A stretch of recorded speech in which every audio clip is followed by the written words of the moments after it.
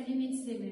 Мен Маңғыстау облысы Қарақия ауданы Құрық ауылындағы жалпы білім беретін мектеп гимназиясының қазақ тілі мен әдебиеті пәнінің мұғалімі Сақтапова Құралай Дәуітқызы. Бүгінгі меңгеретін тақырыбымыз морфология, сөз таптарының ішіндегі зат есім тақырыбы. Зат есім заттың, ұғымның, құбылыстың атауын білдіретін сөз табы. Зат есім заттың атауын білдірсе, мысалы ағаш, бал, қалам. Зат есім ұғымның атауын білдірсе, мысалы қуаныш, ақыл, білім. Зат есім құбылыстың атауын білдірсе, мысалы жаңбыр, қар, боран. Зат есім адам, мамандық, туыстық атауларын білдірсе, кім, кімдер деген сұраққа жауап береді. Мысалы, кім, әке, мұғалім, оқушы. Кімдер, оқушылар, балалар. Зат есім заттың атын білдірсе, нелер деген сұраққа жауап береді. Мысалы, не, қалам, қарындаш, алма. Нелер, доптар, жемістер.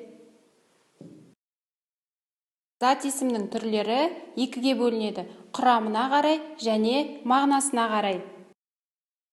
Зат есім мағынасына қарай екіге бөлінеді: мәні бойынша, танылуы бойынша. Мәні бойынша жалпы есім, жалқы есім, танылуы бойынша деректі зат есім және дерексіз зат есім болып екіге бөлінеді. Жалпы есім бірыңғай заттар мен құбылыстардың атауын білдіретін зат есімдер. Мысалы, адам, құс, ағаш, сағат. Жалқы есім заттар мен құбылыстардың ішіндегі белгілі бір затты даралап айтатын зат есімдер.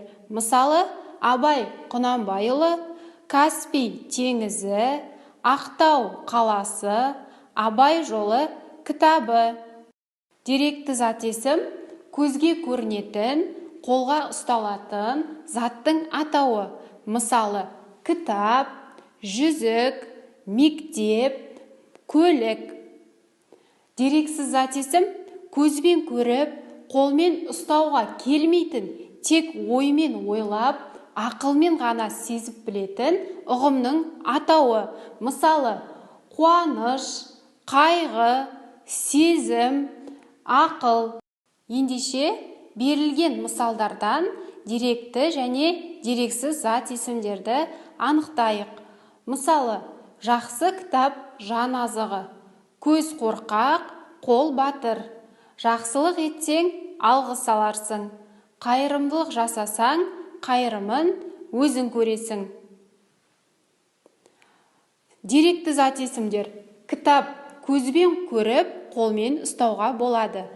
Көз, қол не деген сұрақтарға жауап береді және көзбен көріп, қолмен ұстауға болатын зат есімдер. Жақсылық, алғыс, қайырымдылық деген сөздер көзбен көріп, қолмен ұстауға келмейтін дерексіз зат есімдер. Ендеше, осы меңгерген білімімізді пайдалана отырып, семантикалық картаны толтырып көрейік. Сіздерге берілетін сөздер: домбыра, қалам, адамгершілік, нұржан, көз, алатау, кітап, мектеп, ұстаз, ата-ана, арман. Осы сөздерді дара, күрделі, негізгі, туынды, деректі, дерексіз, жалпы, жалқы зат есімдерге орналастырып көрейік. Ендеше дұрыс жауаптарын тексеріп көрейік.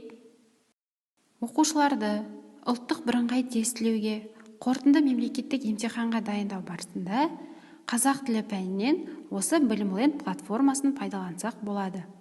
Білімленд платформасының ішінен айтест бөлімін таңдап, оның ішінен қазақ тілі пәнін таңдаймыз, морфология бөліміне өтеміз. Бұл жерде 9 сөз табына байланысты ережелер берілген. Осы ережелерді оқып болған соң, оқушылар білімдерін бекіту мақсатында тест тапсырмаларын орындауға болады.